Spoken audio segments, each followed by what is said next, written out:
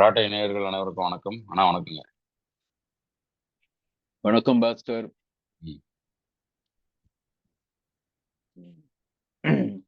நம்மளுடைய 34வது சீசனா? ஆமா. 3வது எபிசோடு. ஆமா. இந்த சீசன் முழுக்க நம்ம தொழில்நுட்பம், கலாச்சாரத்தை பத்தி பேசிட்டு இருக்கோம்.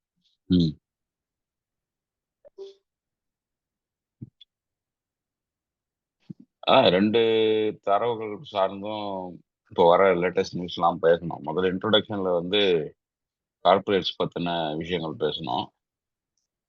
இப்போ அதுக்கு அடுத்து சோசியல் கன்ஸ்ட்ரக்ஷன் சொல்லிட்டு இந்த டெக்னாலஜியை உருவாக்குற சோசியல் கன்ஸ்ட்ரக்ஷனை பத்தி பேசியிருந்தோம். மூன்றாவதா ஒன்று யோசிக்கிறோம். இந்த தொழில்நுட்பம் என்பது ஏதோ மாடர்னிட்டி அல்லது ஒரு சயின்ஸ் பேஸ்டு, ஒரு எவிடன்ஸ் பேஸ்டு ஒரு ஜஸ்டிஸை மக்களுக்கு வழங்கும் அப்படின்ற ஒரு கற்பனை எல்லாம் இருக்கு இல்லையா? அது உண்மையிலே கற்பனை தானே? அது நிஜமா இல்ல பொய் பரப்புரையா அப்படிங்கிறத பத்தி கொஞ்சம் யோசிக்கலாம் அப்படிதான் யோசிக்கிறேன். அதற்கு நம்ம டிஸ்கஸ் பண்ணபடி ஒரு டைட்டில் யோசிச்சிருக்கோம். டெக்னோ பாலிடிக்ஸ் இஸ் நியூ ஆர்த்தடாக்ஸின்னு. டைட்டில் ரொம்ப பெருசா ஸ்டேட்மெண்ட் மாதிரி இருக்கு. அதனால அதான் டெக்னோ பாலிடிக்ஸ் அப்படின்னா என்ன, ஆர்த்தடாக்ஸினா என்ன அப்படிங்கிறத ரெண்டு பேரும் ஒரு நம்மளுடைய அறிமுகமா படுத்திட்டோம்னா இந்த நவீனத்துல என்ன மாதிரியான சிக்கல் இதுக்குள்ள அடங்கியிருக்கு அப்படின்னு பேசலாம். அதை அரசியல் ரீதியாக டெமோக்ராட்டிக் பாலிடிக்ஸ்குள்ள, ஓட்டரசியலுக்குள்ள இதை எப்படி பயன்படுத்திக்கிறாங்க, அதிகாரம் என்பது இதுல எப்படி வேலை செய்யுது அப்படிங்கிறதையும் சேர்த்து பேசலாம்னு ஒரு முடிவு எடுத்தோம். அதனால இந்த ஆர்த்தடாக்ஸுங்கிற வார்த்தையை முதல்ல நம்மளுடைய கருத்தை நம்ம பகிர்ந்துக்கலாம்னு நினைக்கிறேன். சரி, ஆர்த்தடாக்ஸ் அப்படின்ற அந்த வார்த்தை ரொம்ப முக்கியமான வார்த்தை. என்ன, பல நேரங்கள்ல அத ஏன் எதிர்க்கிறோம் அப்படின்னு தெரியாமலே எதிர்க்கிறதுக்கான வாய்ப்பு மக்கள். ஏன்னா நம்ம all of us ended up growing up in a liberal space. நம்ம எல்லாம் ஒரு என்ன சொல்றது, ஒரு தாராளமயமாக்கப்பட்ட அந்த ஒரு லிபரல் ஸ்பேஸ்ல நம்ம எல்லாம் வளர்ந்துருக்கோம். அதுல ஆர்த்தடாக்சி அப்படின்றத எப்பயுமே ஒரு அதாவது இந்த இதுல சொல்லுவாங்க இல்லையா, நம்ம வன்முறையை பத்தி பேசும்போது தீவிரவாதம் அப்படின்றது ஒண்ணு, அதே மாதிரி பயங்கரவாதம் அப்படின்றது ரெண்டு. டெரரிசம் வேற, எக்ஸ்ட்ரீமிசம் வேற. ஆர்த்தடாக்சி அப்படின்றது ஒண்ணு, கன்சர்வேட்டிவ் அப்படின்றது ஒண்ணு. சோ நாம ஆஃபன் என்ன பண்றோம்னா, கன்சர்வேட்டிவையும் ஆர்த்தடாக்ஸையும் ஒரே மாதிரி டேர்ம்ல பேசிடுவோம். கன்சர்வேட்டிவ் ஆஸ் அகெயின்ஸ்ட் லிபரல் ஆப்போசிட்டா நாம பயன்படுத்துறோம். பொலிட்டிக்ஸ் வரும்போது பேசும்போதெல்லாம் இவர் கன்சர்வேட்டிவா இருப்பாருங்க. அப்படின்னா என்னன்னா, இவர் இருக்கக்கூடிய நிலையிலிருந்து புதிய மாற்றங்கள் சில விஷயத்த ஒத்துக்க மாட்டாரு. ரிலீஜன்ல நிறைய சொல்லுவோம், இவர் ரொம்ப கன்சர்வேட்டிவ் அப்படின்னா சில விஷயங்களை இப்படிதான் கடைபிடிக்கணும், சில நெறிகள் ஒவ்வொரு பீரியட் இருந்துச்சுன்னா அதுல இருந்து மாறாம தொடர்ந்து அதே மாதிரி கடைபிடிக்கணும்னு சொல்றவர். இவர் லிபரல் அப்படின்னா அந்த நெறிகள் எல்லாத்தையும் பயன்படுத்தல, எதையுமே பயன்படுத்தலைன்னா கூட இவங்க அது பிரச்சனை இல்லை அப்படின்னு. இப்ப அமெரிக்கால இருக்கக்கூடிய இந்த புதிய ரைட் விங் பாலிடிக்ஸ், அதாவது ட்ரம்பை ஆதரிக்கிறவங்க சொல்றது என்னன்னா, இந்த நியோ லிபரல் அப்படின்னு சிலரை சொல்றாங்க. அந்த நியோ லிபரல் அப்படின்னு சொல்றது யார சொல்றாங்கன்னா, புதிதாக வரக்கூடிய இந்த சுதந்திரத்தை விரும்பக்கூடிய மக்கள் எல்லாத்தையும் எதிர்க்கிறாங்க. சமூகத்துல எந்த நெறியும் எந்த கட்டமைப்புமே இல்லாம போயிருது, எந்த ஒரு கட்டுப்பாடுமே இல்லாம போயிருது அப்படின்னு சொல்லி. ஏன்னா இவங்க இந்த நியோ லிபரல் பாலிடிக்ஸும் ஒரு எக்ஸ்ட்ரீமிசமா போயிட்டாங்க. எல்லாத்தையும் எதிர்ப்போம், எந்த நெறிகளையும் எதிர்ப்போம், எந்த ஒரு கட்டமைப்பையும் எதிர்ப்போம், எந்த ஒரு சட்டத்திட்டத்துக்கும் நாங்க வந்து அடிபணிய மாட்டோம் அப்படின்றதற்கான உச்சபட்ச அதுல இருந்து வெளியேறிட்டாங்க நிறைய பேர். அது மாதிரி இருக்கிறவங்கள வந்து எதிர்க்கிறதுக்கான தான் இப்ப வந்து திரும்பி அந்த கன்சர்வேட்டிசம் நிறைய வருது அமெரிக்கால. இது வந்து வெவ்வேறு துருவங்களாக இரண்டையும் பார்க்கிறது.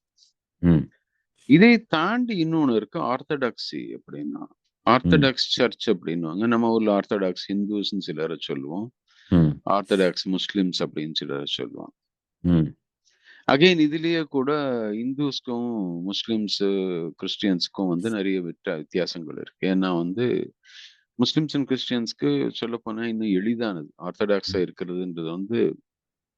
ஏன்னா ஒரு தலைவர், ஒரு புத்தகம், அந்த மோனோதியிஸ்டிக்கா இருக்கக்கூடிய ரிலீஜன் எல்லாத்துலயுமே, அப்ரஹாமிக் ரிலீஜன் சொல்லக்கூடிய அந்த ரிலீஜன் எல்லாத்துலயும் வந்து அதுல சொல்லி இருக்கப்படி நீங்க அந்த புத்தகத்துல இருக்கிறபடி நீங்க நடந்தீங்கன்னா அதை விட்டு மாறாம இருக்கணும். நம்ம கடைபிடிக்கக்கூடிய, நம்ம செய்யக்கூடிய எல்லா விஷயமும் அதை ஒட்டின மாதிரி இருக்கணும். அதுல இருந்து கொஞ்சமும் பெறலாம வந்து வாழ்க்கையை நடத்தணும் அப்படின்ற அந்த ஒரு தீவிரமாக அதை தொடர்ந்து ஃபாலோ பண்றவங்க. அதாவது சில சமயங்கள் சில விஷயங்கள் அது சொல்லப்பட்டது காலத்துக்கு ஏத்த மாதிரி மாத்தி யோசிக்கணும் அப்படின்னு இருக்கும். இது கன்சர்வேட்டிவ்ஸும் ஒத்துக்குவாங்க, காலத்துக்கு ஏத்த மாதிரி சில விஷயத்த மாத்தணும் அப்படின்னு. ஆனா அதுல இருக்கக்கூடிய அந்த அடிப்படை தத்துவத்தை வந்து மாத்தாம காலத்துக்கு ஏத்த மாதிரி சில விஷயத்த மாத்துறதுக்கும் அவங்க ஒத்துக்கலாம். ஆனா ஆர்த்தடாக்ஸ்ன்றவன் என்னன்னா அடிப்படையில சொல்லி இருக்கிறத அப்படியே பின்பற்றணும், பிளைண்டா வந்து ஒரு விஷயத்த ஃபாலோ பண்ணணும். எந்த விஷயத்திலையும் அந்த சித்தாந்தத்தினுடைய நடைமுறைப்படுத்துதல இருந்து நான் மாற மாட்டேன்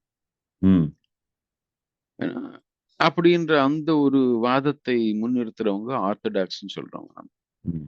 நான் இது எதுக்கு வந்து வேற்றுமைப்படுத்தி காமிக்கிறேன்னா, இதுல வந்து பல டேர்ம்ஸ் இருக்கு.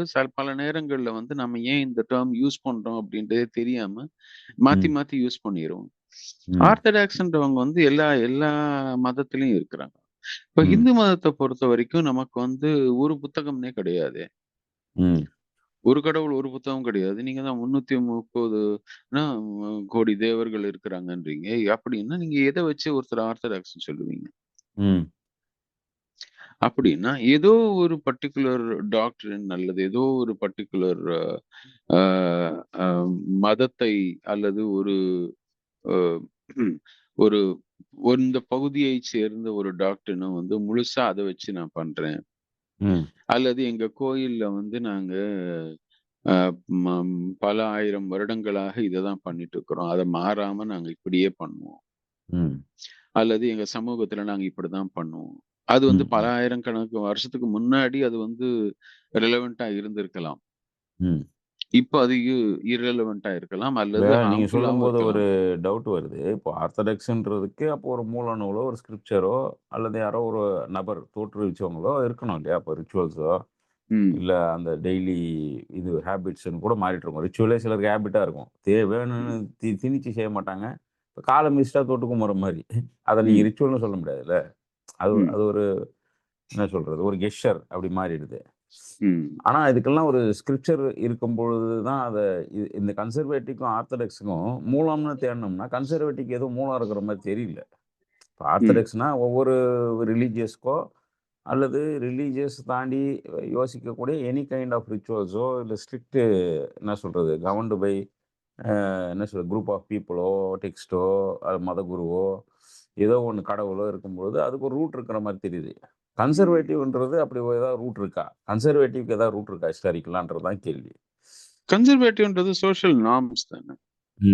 இப்போ நீங்க வந்து நம்ம டிபிக்கலா என்ன சொல்றது கன்சர்வேட்டிவ்ன்றதுக்கு சரியான அடையாளம் வந்து நம்ம தமிழ் திரைப்படத்தை வச்சு சொல்லணும்னு வச்சுக்கோங்க. ஏன்னா விஜயகுமார் நாட்டாம தான். அதேதான். என்ன நாட்டாம அவர் வருவாரு, அவர் வந்து மேல உட்காந்துப்பாரு, மற்ற பேர்லாம் கீழே உட்காரணும், அவரு தான் சொல்றதுதான் தீர்ப்பு அப்படின்றது வந்து that is a conservatism of a certain kind. ஏன்னா இது வந்து ஒரு சோஷியல் நார்ம்.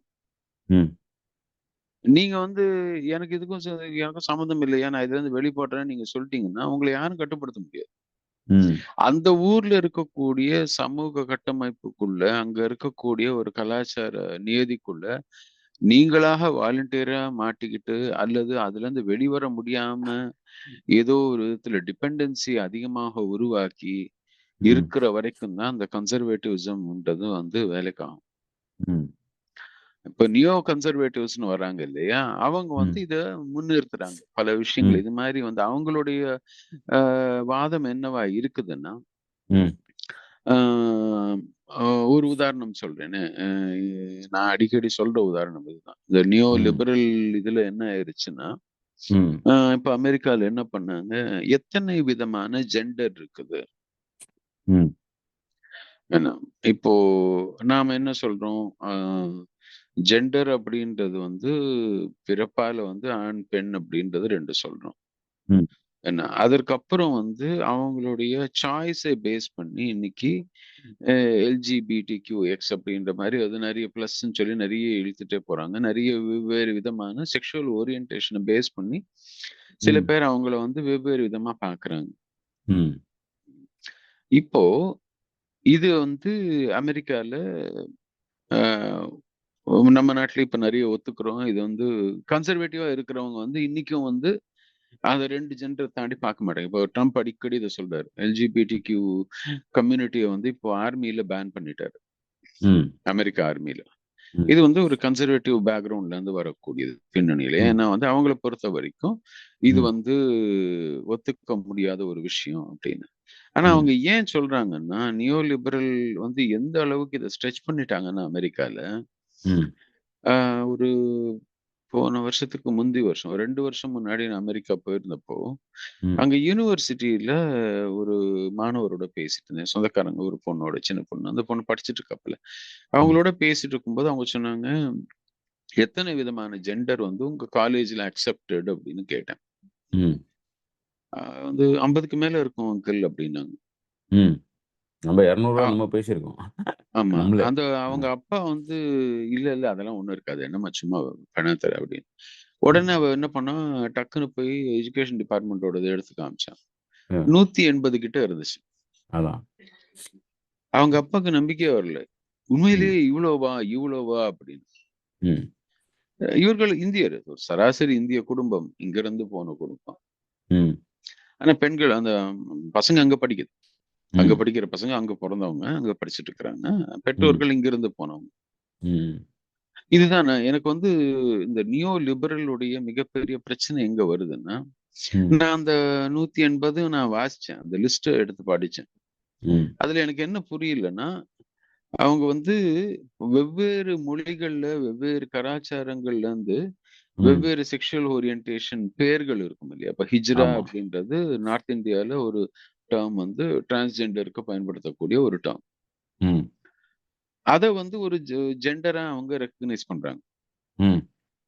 அது மாரி வெவ்வேறுல இருந்து ஊர்கள்ல இருந்து வர்றத, ம். அத வந்து அவங்க இது ஆல்ரெடி நம்ம இன்னொரு டெர்ம்ல பயன்படுத்துறோமா இல்லையான்னு கூட பார்க்காம, ம். எல்லாத்தையும் ஆட் பண்ணிட்டே போயிட்டாங்க.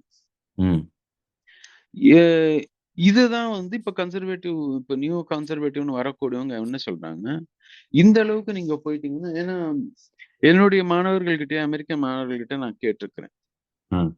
ஏன்னா அங்க வந்து நீங்க அ ஹி, ஷி, தே அப்படின்னு வெவ்வேறு விதத்துல நீங்க அவங்கள வந்து அந்த ப்ரோனவுன் வந்து வெவ்வேறு விதத்துல அவங்கள ரெஃபர் பண்ணணும். ம். இப்ப நீங்க வந்து அவர், அவள் அப்படின்னு நம்ம சொல்றோம் இல்லையா? ம். அதையும் தாண்டி அவர்கள் அப்படின்னு 3வது ஒரு டெர்ம் பயன்படுத்துறாங்க. ம். இத தவிர வந்து சில பேர் வந்து ஃப்ளூயிட் ஜெண்டர் அப்படின்னு வச்சிருக்காங்க. அதாவது இன்னைக்கு நான் அவரா இருப்பேன், நாளைக்கு அவளா இருப்பேன். ம். அது மாரி சில பேர் தங்கள அடையாளப்படுத்திக்கிறாங்க. ம். ம். நான் மாறிட்டே இருப்பேன் அப்படின்ற மாரி. அது மாரி வெவ்வேறு விதத்துல மக்கள் வந்து தங்களை பூனையாக பார்க்கிறவங்கலாம் இதெல்லாம் இருக்காங்கன்னு சொன்னாங்க யாரோ. ம். ஸோ தங்களை எப்படி அடையாளப்படுத்திக் கொள்கிறார்கள் அப்படின்றதுல வந்து வெவ்வேறு விதமான மாற்றங்கள். இது வந்து ரொம்ப ஒரு எக்ஸ்ட்ரீம் உச்சத்துக்கு போயிட்டாங்க இதுலயே. ம்.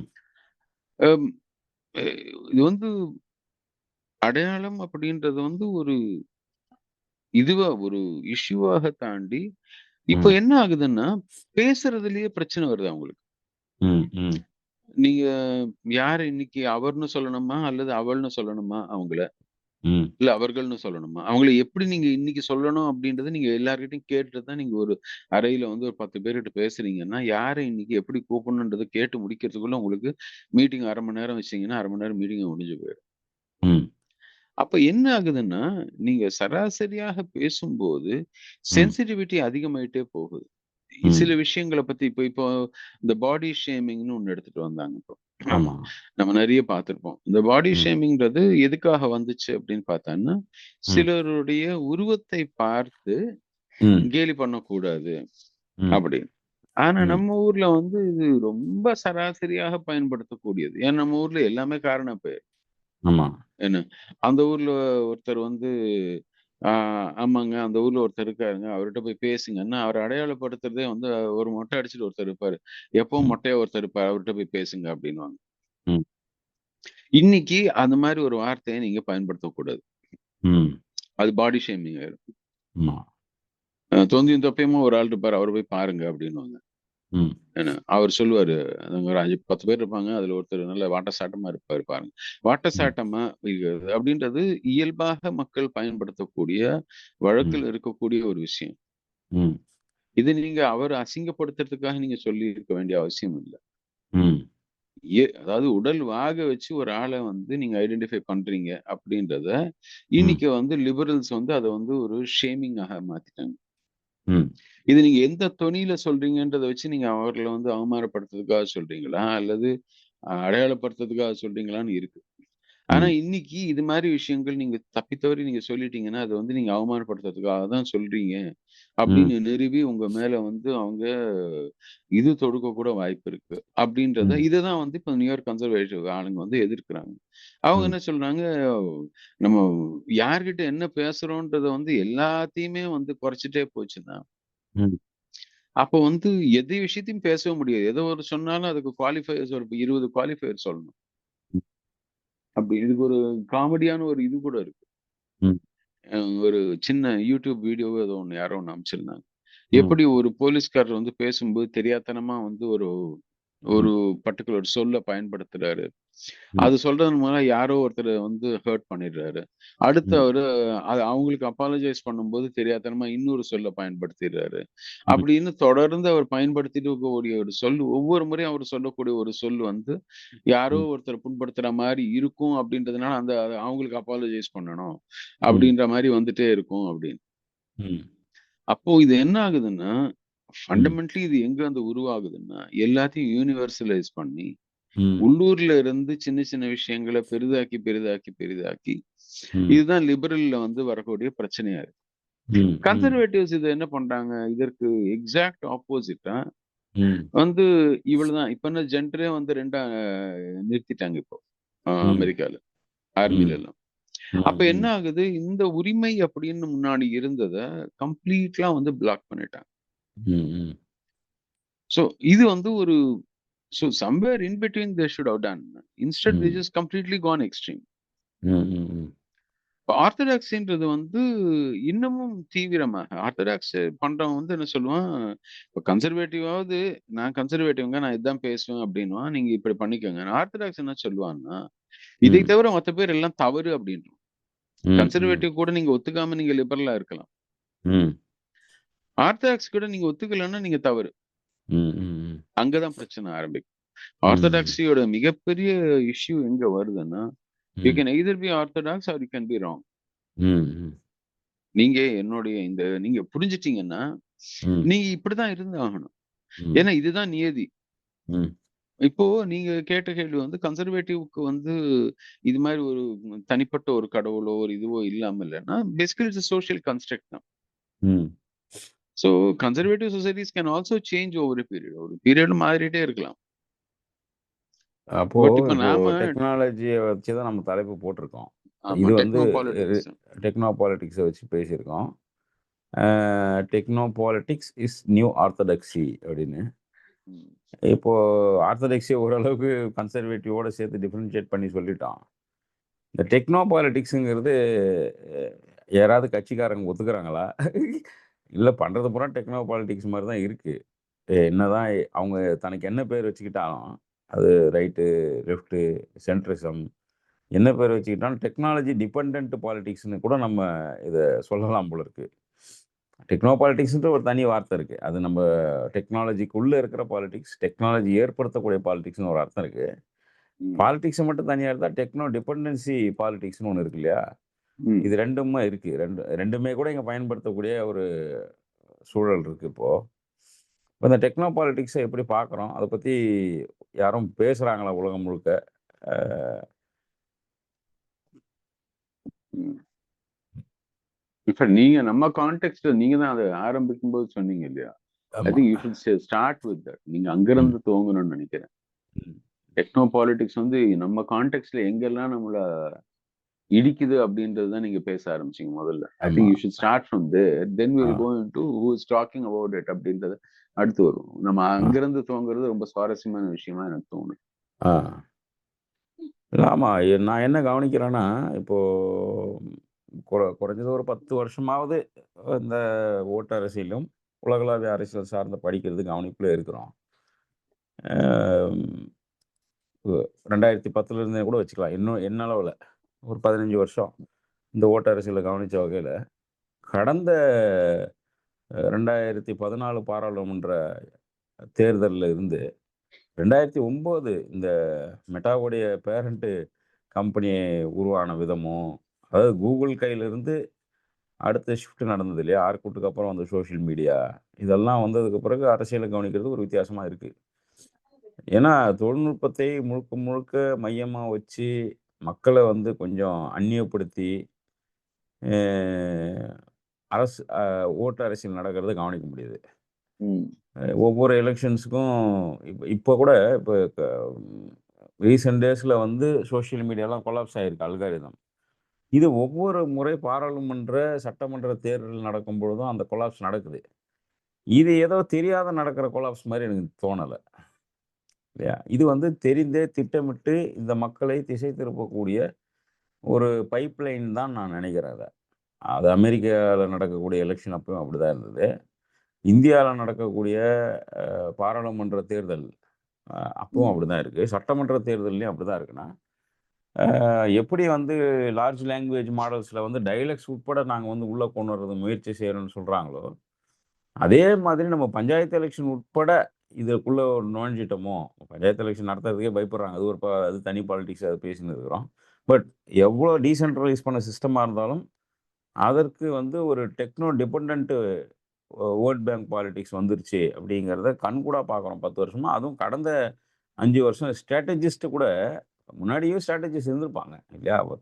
லாபி பண்றவங்க, ஸ்ட்ராட்டஜி பண்றவங்க காலகாலமா ஃபியூடல் சிஸ்டத்துல இருந்தே இருக்கிறவங்க தான் அவங்க. வல்லுனர்கள், அமைச்சர்கள்ன்ற பேர்ல இருப்பாங்க. சிலர் தனியா இப்போ வந்து கன்சல்டன்ட்ன்ற பேர்ல இருக்கிறாங்க. பொலிட்டிக்கல் கன்சல்டன்ட்ன்னு நிறுவனங்கள் வச்சிருக்கிறாங்க. ஒவ்வொரு பெருநிறுவனமுமே பாலிசி கன்சல்டன்ட் வச்சிருக்கு. ரிலையன்ஸ் ஒண்ணு வச்சிருக்கு, டாடா ஒண்ணு வச்சிருக்கு. இன்ஃபோசிஸ் ஒண்ணு வச்சிருக்கு. இது மாரி அவங்க ஒரு பாலிசி அசீம் பிரேம்ஜி பயங்கர இன்ஃப்ளூயன்ஸ் பண்றாங்க. கல்வி பாலிசி எல்லாம்.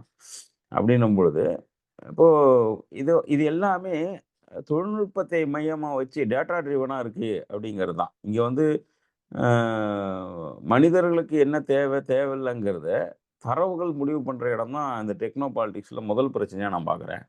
ஏன்னா தரவுகள் கையில இருக்கிற கம்பெனி வந்து அரசியல்ல ஈடுபடுறாங்க. அந்த தரவுகளை காசா மட்டும் அவங்க கன்வெர்ட் பண்ணல. தங்களுக்கான அதிகாரமா மாத்தி, தங்களுக்கு தேவையானத சாதிச்சுக்கிறாங்கங்கிறது தான் என்னுடைய கவனிப்பா இருக்கு, இந்த டெக்னாலஜில. இந்த அல்காரிதத்த வந்து டீகோட் பண்ணா, அது ஆக்சுவலா அது வந்து ஒரு பேக் எண்ட்லாம் இல்ல அது. ஏதோ ஒரு ஒரு சாஃப்ட்வேர் இயங்குறதுக்கும், ஹார்ட்வேரையும் அ ஒரு பிசிக்கல் ப்ராப்பர்ட்டியும், நம்மளோட இன்புட்டையும் வேலை செய்ற இடமா வந்து இந்த அல்காரிதம் இல்ல. இந்த அல்காரிதம் என்பது மக்களுடைய தரவை அதிகாரமாக மாற்றக்கூடிய ஒரு பண்பு மிக்கதாக மாறியிருக்கு. மக்களுடைய அதிகாரத்த வந்து ஒன்று திரட்டுறதன் மூலமாக, அரசியல் கட்சிகளுக்கு என்ன சொல்றது? ஒரு ஒப்பந்தத்தையோ அல்லது ஒரு உடன்படிக்கையோ ஒரு அண்டர் டேபிள்ல நடத்திக்கிறாங்கங்கிறது தான் இந்த டெக்னோ பாலிடிக்ஸ்ல கவனிக்க வேண்டிய முதல் விஷயமா நான் பார்க்குறேன். இது இது என்ன சிஸ்டம்னா, இது டெமோக்ரஸிக்கு எதிரான சிஸ்டம்ன்றதுனால தான் இத நான் ஆர்த்தடாக்ஸ்ன்னே சொல்றேன். ஏன்னா ஆர்த்தடாக்ஸ்ன்றது ரிச்சுவல்ஸோட நிக்கல. ஆர்த்தடாக்ஸ்ன்றது பழமைவாதம் மட்டும் கிடையாது. விடுதலைக்கு எதிரானது தானே ஆர்த்தடாக்ஸ்ன்றோம். ஒரு ம். மனிதனுடைய சுதந்திர சிந்தனையும், ஒரு மனிதனுடைய சுதந்திர செயல்பாடுகளுக்கும் எதிராக இருக்கிறது தான் ஆர்த்தடாக்ஸ்னு சொல்லணுமே தவிர, கற்பூரம் கொளுத்துறது, மாலை போடுறது, தீப ஆராதனை காட்டுறது, எலுமிச்சம்பழம் ஊற்றி விடுறதுன்றது ஆர்த்தடாக்ஸ்னு சுருக்கி, ஆர்த்தடாக்ஸ்லேருந்து அரசியலை பிரிச்சுட்டோம் பார்த்தீங்களா? அதே மாரி தான் டெக்னிக்ஸ்லேருந்து டெக்னாலஜிலேருந்து அரசியல பிரிச்சுட்ட மாரி எனக்கு தோணுது. 2ம் எங்க மெர்ஜ் ஆகுதுன்னா, ஆர்த்தடாக்ஸோடைய பாலிடிக்ஸ வெளியில எடுத்துறோம். டெக்னாலஜில இருக்கிற பாலிடிக்ஸ வெளிய எடுக்கிறதுனால 2ம் ஒரு இடத்துல ஈக்குவலன்ட் ஆயிடுது அப்படின்றது என்னுடைய கவனிப்பாவும் இருக்கு. அத பத்தி சமீபமா சில இடங்கள்ல படிக்கவும் செய்றேன். இந்த இந்த டெக்னாலஜிக்கு எதிரா இருக்கக்கூடிய ஃபியூச்சரிஸ்ட்லாம் பார்க்கும்பொழுது, நெறைய புஸ்தகங்களும் வருது. இந்த இடம் தான் நான் பார்க்குறேன். சுதந்திரத்திற்கு எதிராக இயங்கக்கூடியத நம்ம எப்படி ஜஸ்டிஸ்ன்னு சொல்ல முடியும்? அப்போ இந்த டெக்னோ பாலிடிக்ஸும், ஆர்த்தடாக்ஸும் ஒரு இடத்துல கைகோத்துக்குது. அந்த இடம் என்பது சுதந்திரத்துக்கு எதிரானதாகவும், ப்ளூராலிட்டிக்கு எதிரானதாகவும் இருக்கிறதா நான் பார்க்குறேன். இத தான் நான் சொல்ல நினைச்சது. இந்த தலைப்புக்கு கீழ முதல்ல.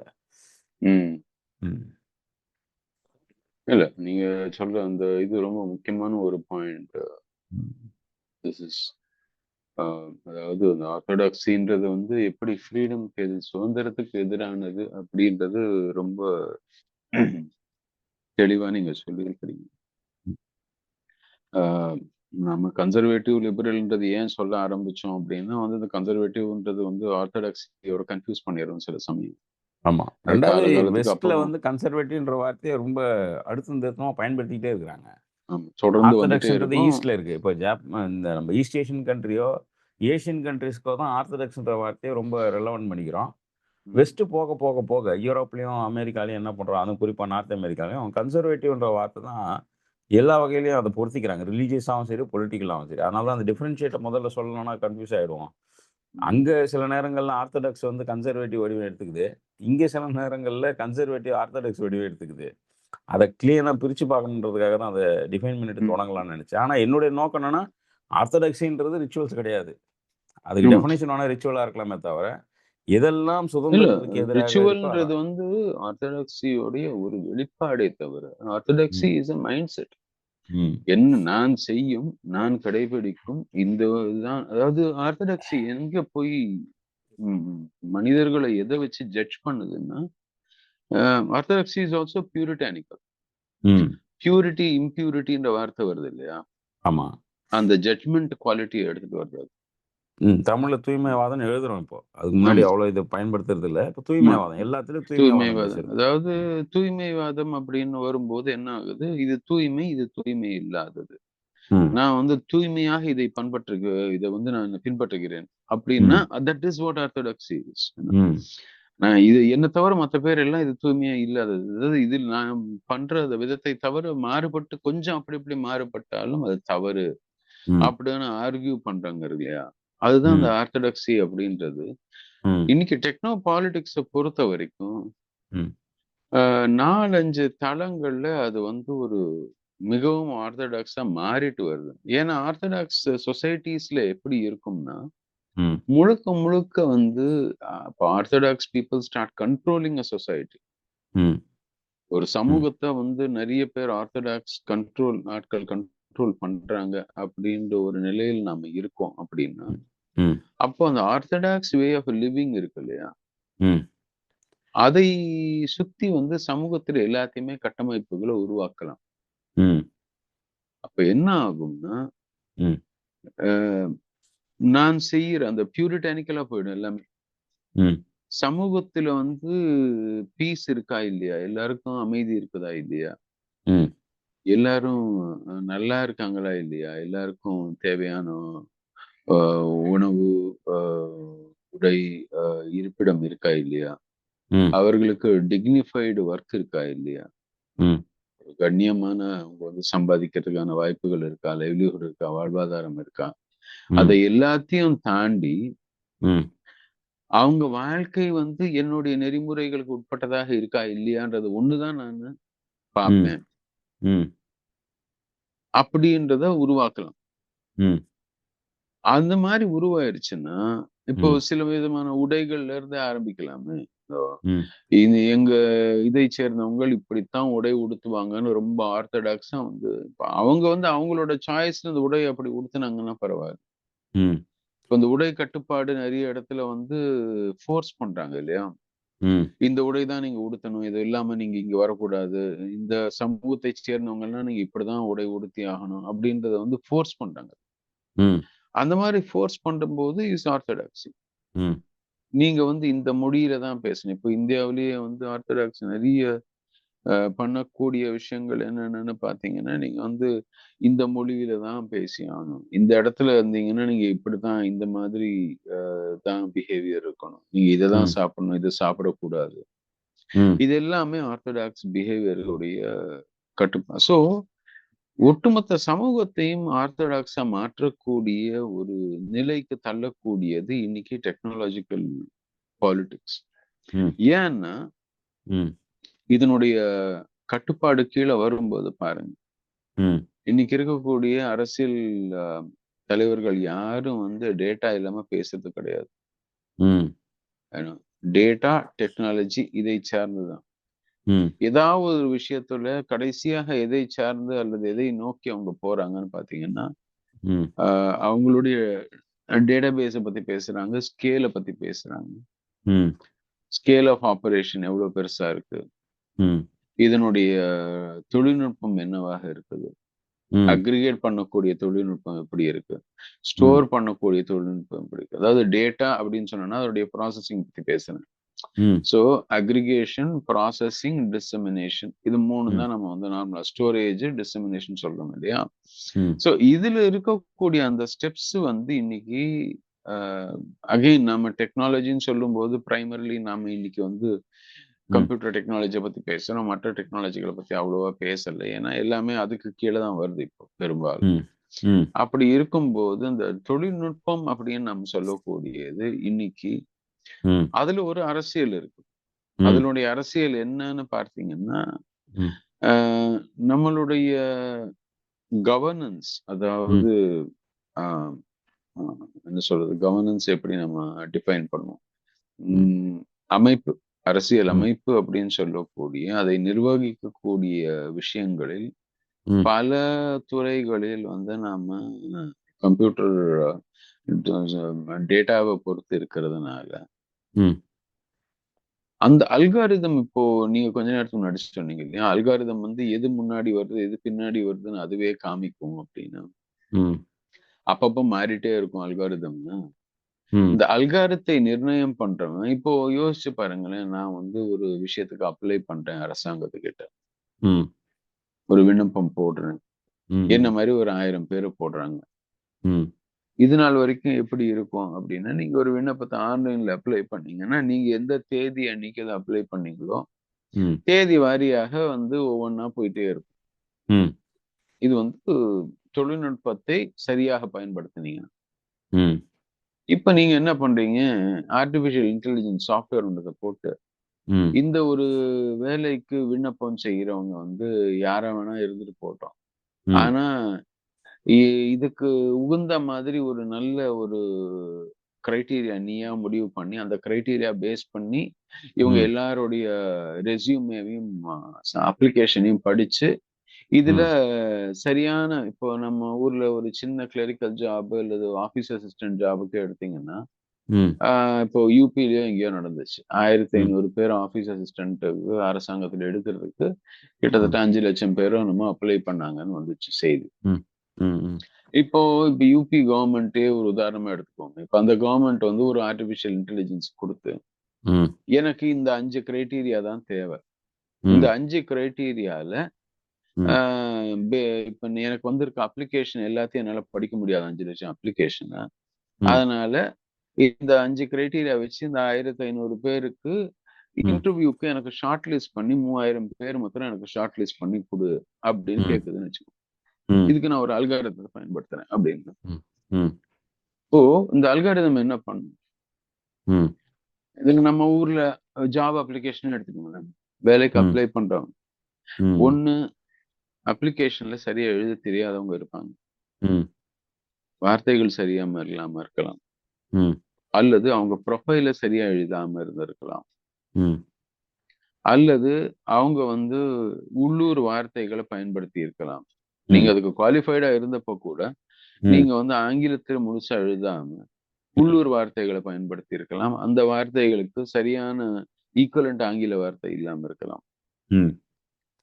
அல்லது நீங்க கொடுத்த கிரைட்டீரியாவை வச்சு செலக்ட் பண்றது அப்படின்றது வந்து ரொம்ப கஷ்டமான ஒரு விஷயமாக இருக்கலாம். ஏன்னா அந்த கிரைட்டீரியா ரொம்ப ஹையாவும் இருக்கலாம்.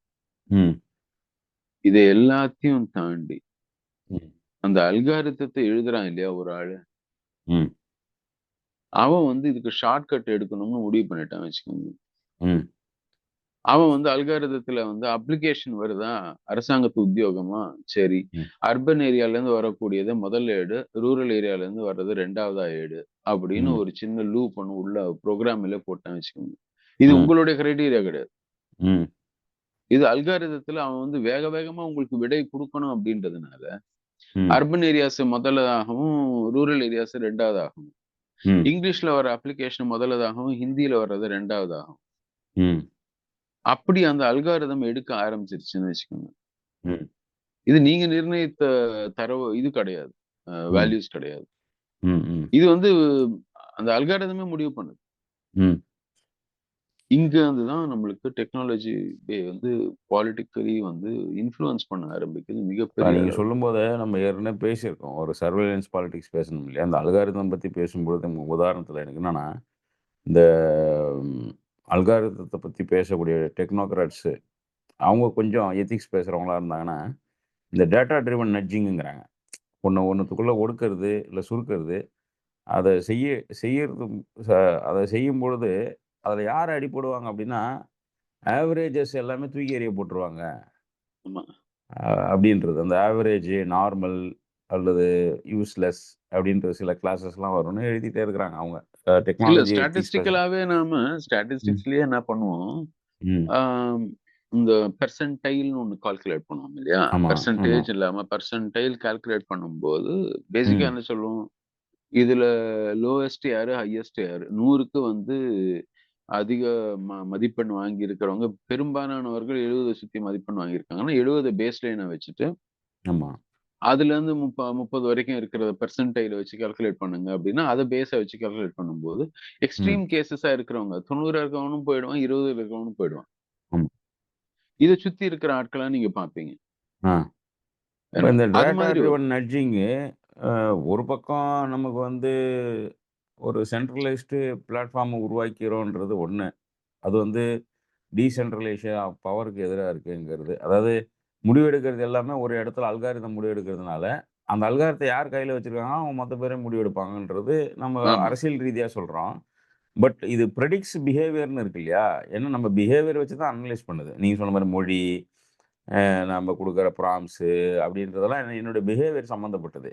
நீங்க ஒரு மொழிய தேர்வு பண்ணீங்க, நான் ஒரு மொழிய தேர்வு பண்ணோம். ஒரே கருத்து சொல்றதுக்கு. தமிழ்லயே இருந்தா கூட சொல்றேன். ஆமா. உங்களுடைய வெக்காபுலரிலேருந்து எல்லாம் மாறும். அப்போ இந்த அந்த ஒரு பக்கம் ஸ்கேல்ன்ற வார்த்தைய யூஸ் பண்ணியிருக்கீங்க. அப்போ ஃபாஸ்ட் 2ம் சேர்ந்துக்குது. ஸ்கேலும் ஃபாஸ்ட்டும் சேரும் பொழுது, அ பிஹேவியர் ரிலேட்டட் டெசிஷன்ஸா மட்டுமே இருந்துருமோன்றது, இந்த டெக்னாலஜில இந்த ஆர்த்தடாக்ஸ்ல மிகப்பெரிய கவலையா நான் பார்க்குறேன். ஒரு மனித பிஹேவியர் அதனால தான் நீங்க உலகளாவிய பிஹேவியரல் சயின்ஸும், பிஹேவியர் சைக்காலஜியும் இப்போ வந்து பயங்கர பூம் ஆகுது. ஏன்னா, அது முழுக்க முழுக்க கார்ப்பரேட்டுக்கு துணை நிற்கக்கூடியதா இருக்கு. ஒரு ஒரு ஒ ஒரு உதாரணத்துக்கு, இப்ப நான் போரூர்ல இருக்கேன் அப்படின்னா, போரூரை சுத்தி இருக்கக்கூடிய மக்களுடைய பர்ச்சேஸ் ஹேபிட்ஸ் என்ன? காலையில 6 மணிக்கு முன்னாடி என்ன சொல்லுவாங்கன்னா, பால் பால் வாங்கணும்னு நமக்கு தெரியும். டெட்ரா பேக்ல வாங்குறாங்களா? பாலித்தீன்ல வாங்குறாங்களா? கிளாஸ் பாட்டில்ல வாங்குறாங்களா? எவ்வளோ அந்த எவ்வளோ கேப்புக்கு ஒரு முறை பர்ச்சேஸ் பண்றாங்க? இது எல்லாம் வந்து சேகரிச்சு வச்சிருக்கிறது, நாம என்ன நினைக்கிறோம், ஏதோ வியாபாரம் பண்றதுக்காக மட்டும் சேகரிச்சுக்கிறான்னு நினைக்கிறோம். பட் இந்த பிஹேவியர் சயின்ஸ் அவங்க புரிஞ்சுக்கிறதன் வழியாக, இத வந்து அரசாங்கத்தோட தங்க சலுகைகளாக நெகோஷியேட் பண்றதுக்காக ஏதோ யூஸ் பண்றாங்களோன்றது எனக்கு தோணுது. இது வந்து ஒரு சர்வைலன்ஸ் மெக்கானிசம் மாரி தான் தோணுது. இந்த பர்ச்சேஸ் பிளாட்ஃபார்ம்லாம் கூட, எனக்கு வந்து நமக்கு சர்வீஸ் பிளாட்ஃபார்ம் மாரி தெரியல அது. அது ஒரு சர்வைலன்ஸ் பிளாட்ஃபார்ம் மாரி தான் எனக்கு சில நேரங்கள்ல ஃபீல் ஆகுது. ஏன்னா, என்னுடைய ஒட்டுமொத்த ஹேபிட்ஸும் அதுல ரிஃப்ளெக்ட் ஆகுது. கலர்லருந்து, சைஸ்லருந்து எல்லாத்தையும் வந்து புரிஞ்சுக்கிறதன் வழியாக, இந்த தரப்பு மக்கள் இப்ப நேத்து நாங்க பேசிட்டு இருக்கும்போது நண்பர் ஒருத்தர் சொன்னாரு. இப்ப லீஷியஸ் மாதிரியான கம்பெனி நேரா பேர் சொல்லியே சொல்றேன். லீஷியஸ் மாதிரியான கம்பெனிகள் என்ன பண்ணுதுன்னா, சென்னையிலேயே வட சென்னை என்ன மாரியான மீட் கட் வாங்குறாங்க? தென் சென்னையில என்ன மாரியான மீட் கட் வாங்குறாங்க? அதுல குறிப்பா இந்த கம்யூனிட்டி இப்போ பெசன்ட் நகர்ல ஒரு பைபாஸ் ரோட்ல இருக்கிறவங்க என்ன மாதிரி வாங்குறாங்கன்னு அவ்வளோ ஸ்பெசிஃபிக்கா இப்போ முன்னாடியும் தெரியும். இப்போ ஒரு பாய் கடைக்கோ இல்லை யாரோ தமிழ் ஆளுங்க யாரோ ஏதோ ஒரு ஆளுங்க வந்து கறிக்கடை வச்சிருக்காங்கன்னா அவருக்கு குடும்பம் சார்ந்து தெரியும். இந்த வீட்டில் இருக்கவங்க இதை விரும்புவாங்க, இதை கேட்பாங்கன்னு தெரியும், கேட்கறதுக்கு போடுவாங்க. இது ஒட்டுமொத்தமாக ஒரு சமூகத்தை பற்றின பிஹேவியர் அந்த என்ன சொல்றது, இந்த ப்ரெடிக்ஷன்ஸை தங்களுடைய வர்த்தகத்தை நெகோஷியேட் பண்ணிக்கிறதுக்காக அரசாங்கத்தோட தன்னை அத்தாரிட்டேட்டிவாக மாற்றிக்கிறதுக்கு வந்து இந்த ஹேபிட்ஸை யூஸ் பண்ணுறதுக்கு இந்த டெக்னாலஜி கொடுக்கறதுனால எனக்கு இது வந்து நம்ம என்ன நினைக்கிறோம், இது ஏதோ பெரிய டெமோக்ரஸி மாதிரியும் இது ஒரு ஜஸ்டிஸ் மாதிரியும் நம்ம நினச்சிக்கிறோம் மேம்போக்காக பார்க்கும்போது. ஆனால் உள்ளூரை பார்த்தாக்கா இங்கே வந்து அந்த பிளவு, இந்த வருவாய் பிளவாக இருக்கட்டும், அதிகாரத்து சம்மந்தப்பட்ட பிளவு பெருசாகினே போகுது சமூகத்தில்ன்றது தான்.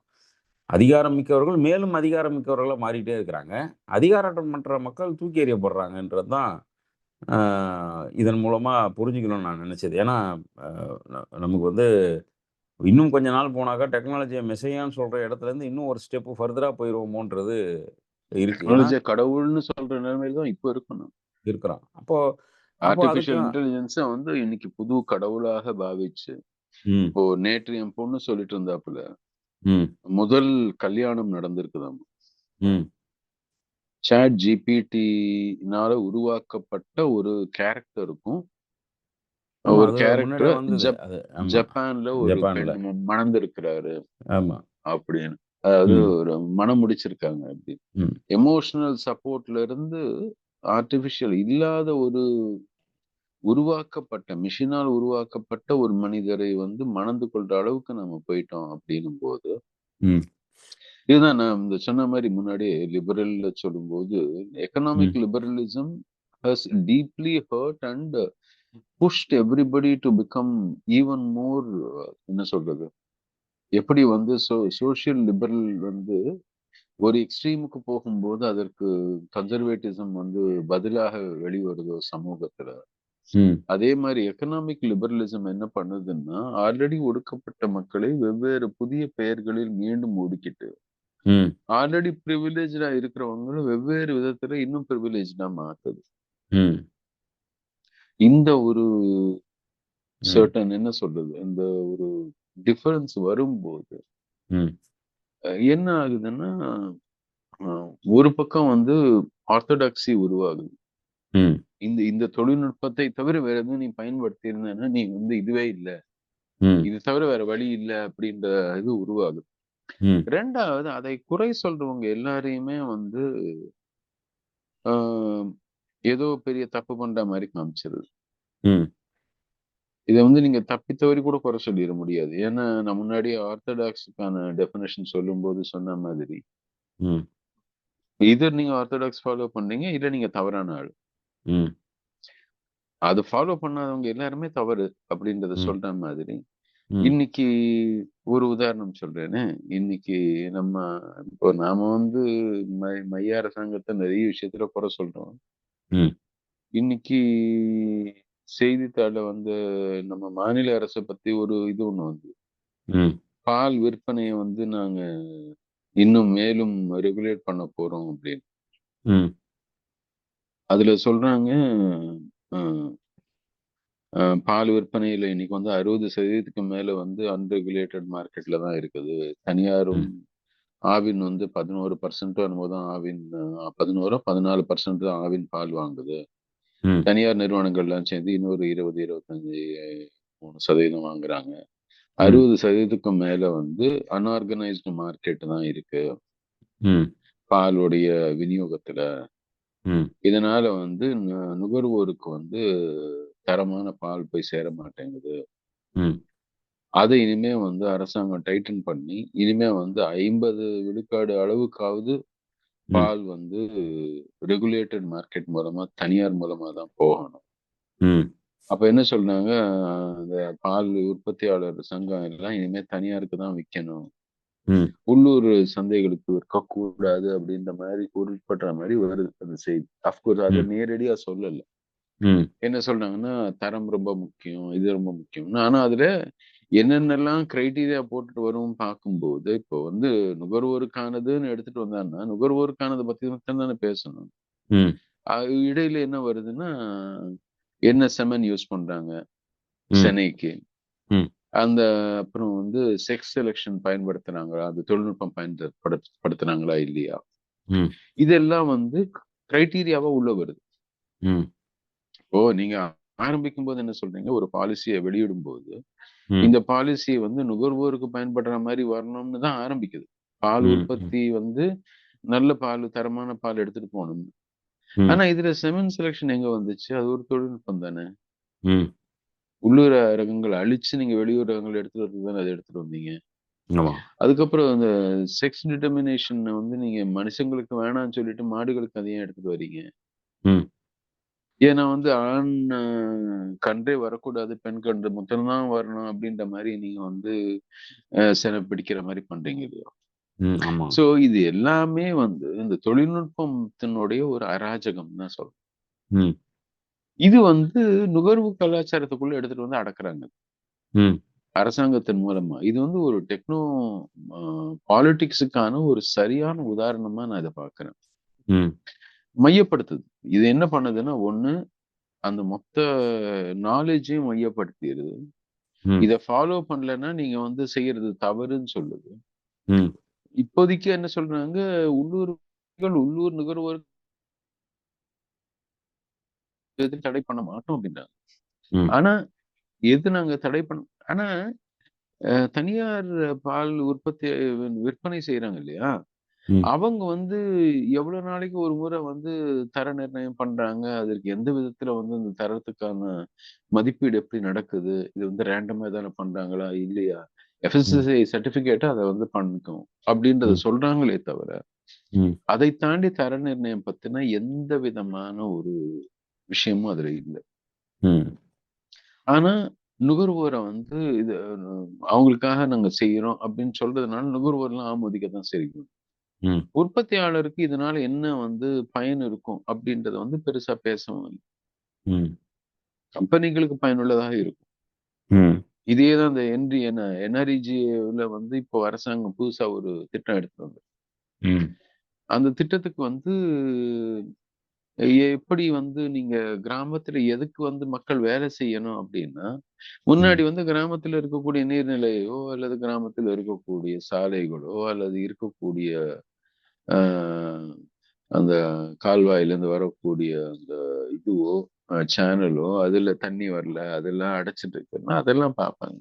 ம். இப்ப என்ன சொல்லுது, பிரதம மந்திரியோட ஒரு திட்டம் ஒண்ணு இருக்கு. அதனுடைய விஷனுக்கு இத அலைன் பண்ணணும்னு. அது ம். என்ன திட்டம் அவங்க சொல்றாங்கன்னு பார்த்தாங்கன்னா, ம். என்ன இந்த ம். தொழில்நுட்பத்தின் மூலமாக திட்டமிடுதல், ம். ம். ம். ஜியோஸ்பேஷியல் அ பிளானிங் ம். அப்படின்ற ரொம்ப சொஃபிஸ்டிகேட்டட் தொழில்நுட்பத்தெல்லாம் எடுத்துட்டு வந்து ம். டேட்டாவை நோக்கி இதை நோக்கி நீங்க போனீங்கன்னா, அந்த பேஸ் பண்ணி தான் நீங்க திட்டமிடணும். ம். அப்படின்றத வந்து பஞ்சாயத்து அளவுல எடுத்துட்டு வந்து இப்போ புகுத்துறாங்க. ம். ம். அவங்க சொல்லியிருக்கக்கூடிய ஒரு 5, 6 தொகுதியான புரோகிராமுக்கு வந்து தொகுப்பாக எழுதியிருக்காங்க. ம். 5, 6 புரோகிராம்ல பார்த்தீங்கன்னா, 3 புரோகிராம் வந்து இது மாரி தொழில்நுட்பத்தை சார்ந்த புரோகிராம் தான் சொல்றாங்க. அல்லது கட்டமைப்புகள உருவாக்குறது. ம். Infrastructure project. ம். அதுக்கும் வந்து இனிமே இந்த ஆட்கள பயன்படுத்திக்கலாம் அப்படின்னு வருது. அப்படின்னா என்ன? சாலை அமைக்கிறதுக்கு, ம். கட்டட வேலை பண்றதுக்கு எல்லாம் கூட இனிமே வந்து இந்த 100 நாள் வேலைவாய்ப்பு திட்டத்த இப்ப 125 நாள்னு ஆக்கியிருக்கிறாங்க. ம். அதுல வர்றவங்கள வந்து அதுக்கும் பயன்படுத்திக்கும் அரசாங்கம். ம். ஸோ உங்க கிராமத்து பக்கத்துல வந்து உங்க கிராமத்தையே 2ஆ பொளந்துகிட்டு போகக்கூடிய ஒரு ஹைவே வருதுன்னு வச்சுக்கோங்க. ம். இந்த ஹைவே மெயின்டனன்ஸ்க்கு உங்கள வேலைய வாங்கிட்டு, அந்த வேலைக்கு உங்களுக்கு கூலிய குடுத்து, உங்களுக்கு வந்து அ இந்த வேலைவாய்ப்புக்கான உத்தரவாத திட்டத்துக்கு கீழ அதையும் கூட அரசாங்கம் செய்யறதுக்கு வாய்ப்பு இருக்கு. ம். அதுதான் உண்மை. கிராமத்தை நோக்கி அல்லது இல்லாம, அதாவது மையப்படுத்தப்பட்ட ஒரு அ இது என்ன சொல்றது? முடிவெடுத்தல். ஆ. நாடு முழுக்க என்னான்னு எனக்கு தெரியும் நல்லது. ம். அதுதான் நீங்க செய்யணும். அப்படின்னு சொல்றாங்க இல்லையா? நான் சொல்றத தவிர செய்யுதுன்னா, நீ செய்றது தவறு அப்படின்னு. அதுதான் ஆர்த்தடாக்ஸி. என்னை பொறுத்த வரைக்கும் இந்த டெக்னோ பாலிடிக்ஸ் இஸ் நியூ ஆர்த்தடாக்ஸின்னு நீங்க சொன்னது முழுக்க முழுக்க வந்து நம்மை சுற்றி இன்னைக்கு நடக்கக்கூடிய பல விஷயங்கள்ல நேரடியாக பார்க்கிறோமோன்னு தோணும். ஸோ நாம இன்னும் ஆர்த்தடாக்ஸின்னா ஏதோ பழமைவாதம்ன்றத வந்து தப்பும் தவறுமா புரிஞ்சுக்கிட்டு நாம வந்து ரிச்சுவல்ஸை எதிர்க்கிறது பழமை ஆர்த்தடாக்ஸில இருந்து வெளில வரதான் நம்ம நடிச்சிட்டு இருக்கிறோம். அதே சமயம் நம்மை சுற்றி அந்த ஆர்த்தடாக்ஸின்னு சொல்லக்கூடிய தீவிரவாதம் அப்படின்றது இன்னும் பல துறைகள்ல நடந்துட்டு இருக்குது. இன்னைக்கு மிகப்பெரிய அளவுல இந்த டெக்னோ பொலிட்டிக்கல் ஸ்பேஸ்ல அது நடக்குது அப்படின்றத நான் இறுதியா சொல்ல விரும்புகிறேன். அவ்வளோதான். ஏன்னா 50 நிமிஷம் வந்துட்டோம். சரி, நான் இடைமறிக்க வேணாம் அப்படின்னு தான் முழுசாக பேசிடுவேன். அதனால் இந்த கொஞ்சம் கவனமாக இல்லைன்னா விபூதி அடிக்கப்படுவோம் அப்படிங்கிறதுல எந்த மாற்று கருத்தும் இல்லை. டெக்னாலஜிங்கிற பேரில் கூட அந்த ஆர்த்தடாக்ஸிங்கிறது நமக்கு நாமத்தையோ விபூதியோ பட்டையோ போட்டு விட்டுரும் அப்படிங்கிறதுல ஏமாத்துறதுக்கு ஒரு மெட்டஃபோராக தான் அதை யூஸ் பண்ணுறோம். பக்தியை பற்றி இல்லை. இங்கே நாமம் போட்டுருவாங்க, மொட்டை அடிச்சிருவாங்க அப்படிங்கிறதான் ரிச்சுவல் சம்மந்தப்பட்டது. பாடி ஷேமிங் மாதிரி இந்த ஷேமிங், அப்புறம் இது வந்து ஃபெய்த் ஷேமிங் மாதிரி உங்க மாதிரி கேஸ் போட்டுருவாங்க. அதனால இது ஒரு மெட்டஃபாரிக்கலாக சொல்கிறோம். கொஞ்சம் கவனமாக இருக்க வேண்டியது இருக்குது. குறிப்பாக கல்வியில் பொதுமக்களோட வேலை செய்யக்கூடியவங்க இதெல்லாம் கொஞ்சம் நுணுக்கமாக அப்சர்வ் பண்ணிங்கன்னா எதிர்வரும் காலங்களை கொஞ்சம் பீஸ்ஃபுல்லாக வாழறதுக்கான வாய்ப்புகளை ஏற்படுத்தலாம். நன்றி. நன்றி, வணக்கம்.